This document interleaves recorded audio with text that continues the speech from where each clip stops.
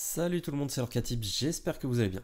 On se retrouve aujourd'hui pour une dernière présentation, cette fois, de deck sur le chapitre Ciel scintillant. Mais avant d'aller plus loin du coup, je vous rappelle, on n'oublie pas un petit like, on commente, on partage et surtout l'abonnement. Ça vous coûte rien, ça vous permet de ne louper aucune des prochaines vidéos et puis ça fait surtout plaisir, ça soutient la chaîne. Alors merci à vous. Alors, comment je l'ai construit ce deck? Donc déjà, c'est un deck qui va vous coûter une vingtaine d'euros. Alors clairement, ça va pas vous permettre d'aller gagner des championnats, hein, mais pour jouer en famille ou entre amis, voilà, c'est vraiment sympa. Donc c'est un deck combo. Tout simplement, ce qui va tourner autour du chef Bogo avec les Floodborn et de la fée bleue également avec les Floodborn.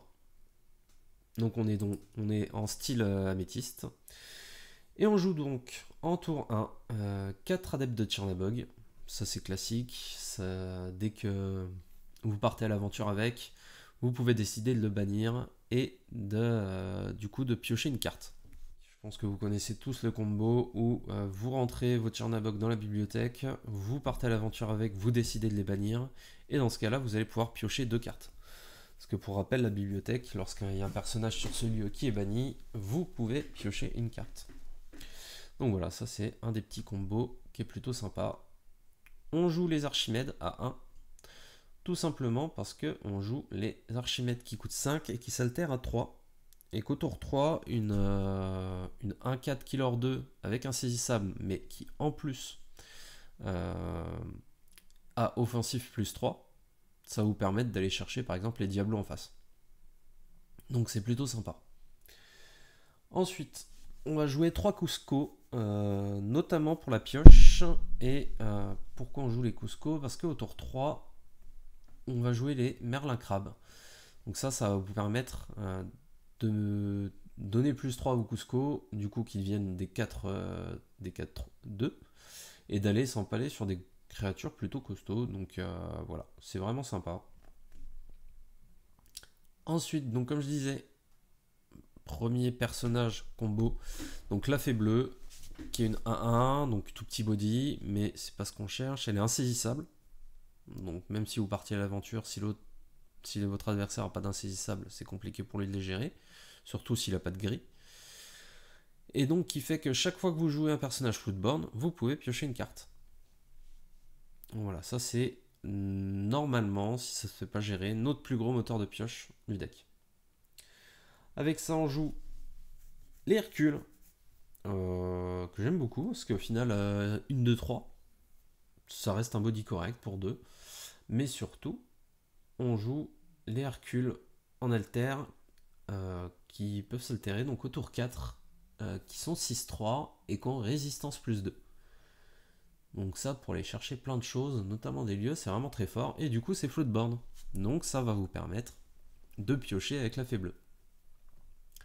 Donc le Merlin Crabe, on en a déjà parlé, tout le monde le connaît.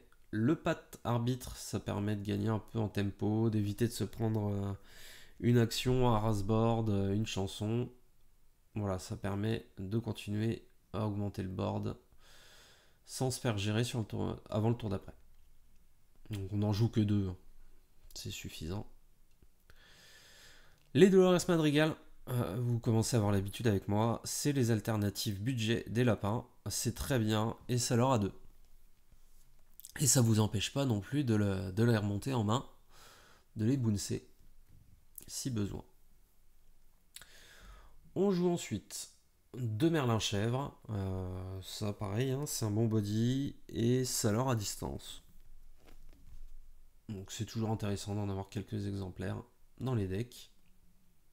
On a cuté dedans un peu parce que forcément on a envie de jouer du Floodborn, donc on réduit le nombre des autres cartes. Et du coup, vu qu'on a réduit le nombre de Merlin Chèvre, vous avez dû remarquer qu'on ne joue pas les mimes serpents. On n'a pas forcément envie de bouncer toutes les autres cartes qu'on a vues là. Donc voilà. À part le Merlin Chèvre, il n'y a pas grand chose. Donc on se permet de ne pas les jouer. Les chefs Bogo, donc, dont j'ai parlé en début de vidéo, qu'est-ce qu'il fait? Chaque fois que vous jouez un personnage Floodborn, vous pouvez infliger un dommage à chaque personnage adverse. Donc ça, c'est vraiment très intéressant. Si vous l'avez sur le board et qu'en plus vous avez une fée bleue, à chaque full board, vous allez à la fois piocher et mettre un dégât à tout le board adverse. Donc ça commence à faire très mal. Donc là on arrive sur tous les floatboards. On va jouer les Jafar, simplement parce que c'est un bon body, et ça va vous permettre de piocher lorsque vous bannissez un personnage avec. Donc c'est excellent. Archimède, on a déjà vu. On joue deux belles. On n'a pas besoin de l'alter. De une, parce qu'il n'y a pas de belles qui sont incroyables pour le moment. Donc on la joue simplement pour 5, hein, c'est ancrable.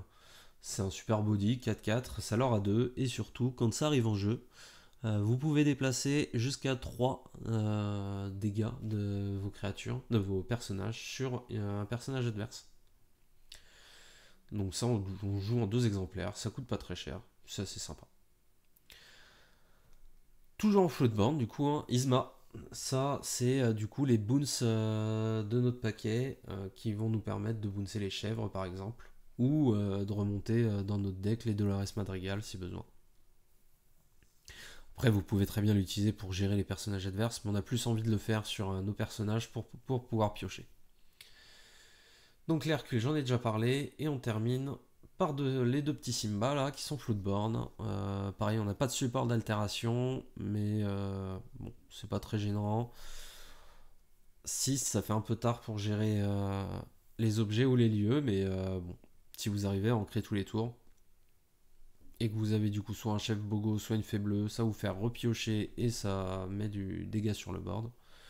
Donc c'est toujours sympa. En action, un petit peu de gestion. On met à aller allumer les mèches pour gérer les diablos. Les baboums c'est pareil, mais en plus de ça, ça permet d'aller taper sur les lieux adverses. Donc c'est toujours bon à prendre. Et les fracasser, hein, pareil, c'est si les diablos sont mis dans les criques, ça permet toujours d'aller les taper. Donc voilà, c'est toujours intéressant d'avoir ces fameux fracassés, et en plus ça va chercher beaucoup d'autres créatures. Avec ça, je vais retirer ma tête. Hop. On va jouer 2 amis de l'au-delà. Pourquoi 2? Simplement parce que je pense qu'on a largement assez de mécaniques de pioche dans le deck. Quand on regarde, il y a les adeptes de Tchernabog, il y a la fée bleue avec les Floodborn, il y a les Dolores Madrigal, il y a les Jafar, on a la Isma qui permet de bouncer, et en plus de ça, on a la fameuse bibliothèque. Donc, normalement, on a largement de quoi piocher, et au cas où on manque, on joue quand même 2 perdus dans l'hiver, qui fait à la fois de la gestion et de la pioche, et ça permet d'être chanté avec quand même une paire de créatures, hein, que ce soit les pattes, les merlins crabes, les Dolores, tout ce qui suit. Donc voilà, pour la présentation du deck. Écoutez, on va laisser faire juste une petite partie. Alors ce sera pas contre un deck méta, parce que comme je vous le disais, le but c'est pas d'aller gagner des championnats avec, simplement de jouer entre amis ou en famille, et du coup on n'a pas besoin d'un deck méta pour présenter son fonctionnement. Donc ça, ce sera hop, menu, on va l'exporter pour Inktable. Hop, donc on va jouer en tour 1, et on va mettre allez, un rubis améthyste au pif, et je vais commencer à jouer.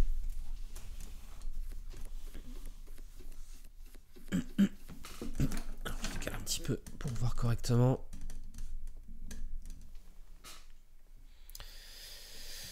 Alors, qu'est-ce qu'on a? Hop. Donc une fée bleue, c'est très bien. De la gestion, on pourra peut-être en garder. La pioche là, c'est peut-être un peu tôt. Et en même temps, ça non. Je vais garder la Dolores quand même, on verra bien. Je vais augmenter la vitesse de jeu. Voilà. Alors, On commence à jouer. On va ancrer la chèvre pour jouer. Hop. Et on passe. Ok, bon. Il joue rien. On va ancrer un baboum et jouer ça. Hop. Je vais pas leur tirer pour le moment. Bon, je sais pas si le deck d'en face a des charges ou pas, mais je vais prendre le risque de pas utiliser sa capacité. Alors, Maléfice. Donc c'est un deck du 7-5, j'imagine. Ça leur a 2. Ça marche. On va ancrer le pad, je pense. Et on va rejouer une petite fée bleue. Permet si jamais elle se fait gérer. Hop. Je crois que je vais le garder comme ça me va s'il va s'empaler avec sa Maléfice qu'il aura 2 dedans. On va avoir en plus de la pioche. Alors ça c'est quoi?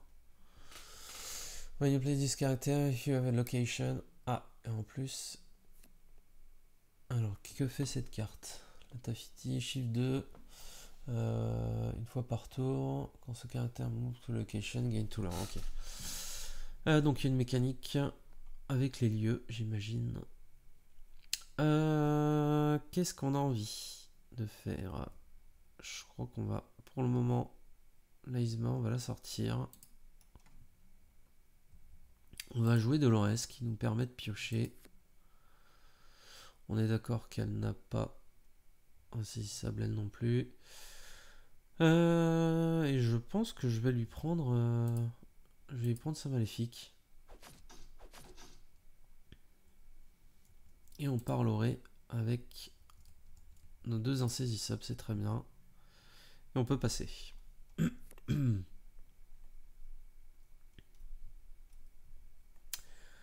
Ok. Donc librairie, il move dedans, il gagne 2 points d'or en plus. Ça marche. C'est donc une 3-3. Je crois qu'on va aller détruire le lieu. Ça me paraît pas trop mal. Je vais ancrer le pit. Celui-là on le jouera au tour d'après, c'est pas grave. On va tout de suite mettre un Merlin. On va donner plus 3 à Dolores. Hop. Et ça permet d'aller chercher le lieu direct.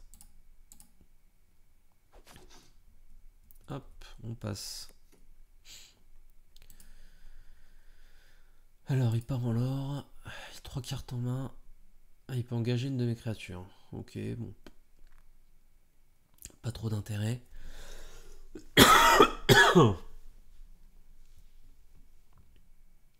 Ah, c'est moi qui choisis. D'accord. Je choisis une des créatures. Celui-là, ok. Du coup, je pense qu'on va chanter. Ah, et en même temps. En même temps. Qu'est-ce que j'ai envie de faire? Lui, j'ai envie de le gérer. 33.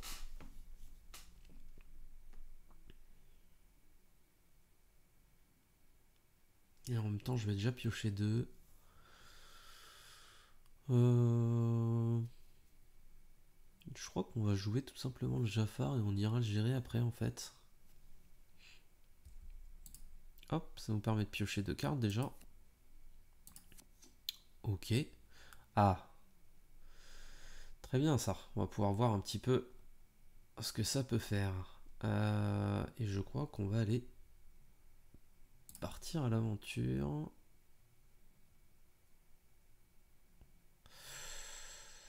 Et en même temps, hop. Voilà, ça c'est fait. On peut partir à l'aventure avec les autres.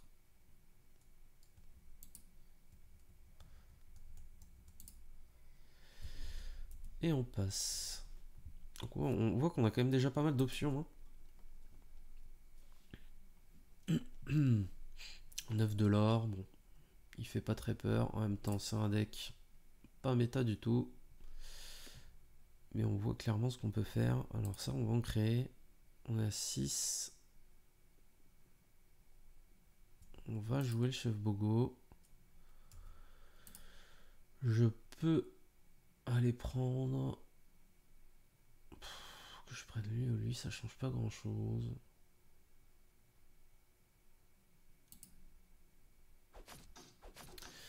On va piocher. Ok. On peut se permettre de jouer par contre. Le petit Cusco. Je vais... hop. Gérer le board. Et on continue de prendre du lore.